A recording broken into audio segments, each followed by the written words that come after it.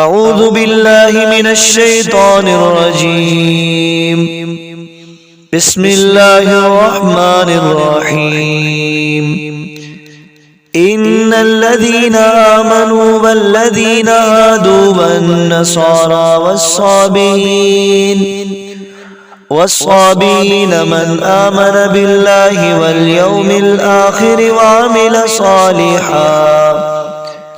وعمل صالحا فلهم أجرهم عند ربهم ولا خوف عليهم ولا هم يحزنون. وإذ أخذنا ميثاقكم ورفعنا فوقكم الطور خذوا ما آتيناكم بقوة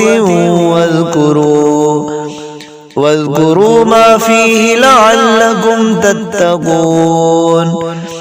ثم توليتم من بعد ذلك فلولا فضل الله عليكم ورحمته لكنتم من الخاسرين. ولقد علمتم الذين اعتدوا منكم في السبت فقلنا لهم كونوا قردة خاسئين فجعلناها نكالا لما بين يديها وما خلفها وموعظة للمتقين.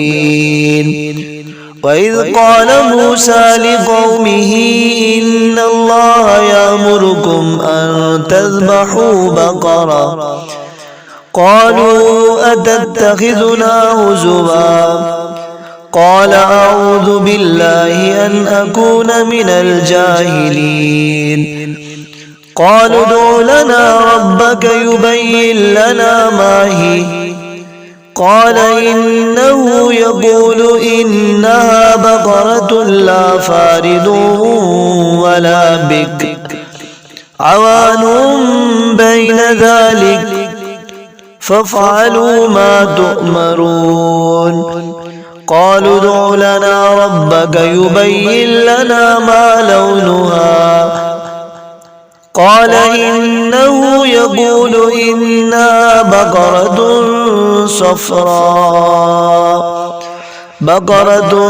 صفراء فاقع لونها تسر الناظرين. قالوا ادع لنا ربك يبين لنا ما هي إن البقرة شابه علينا وإنا إن شاء الله لمهتدون. قال إنه يقول إنها بقرة لا ذلول تثير الأرض ولا تسقي الحرث مسلمة لا شية فيها. قالوا الآن جئت بالحق فذبحوها وما كادوا يفعلون.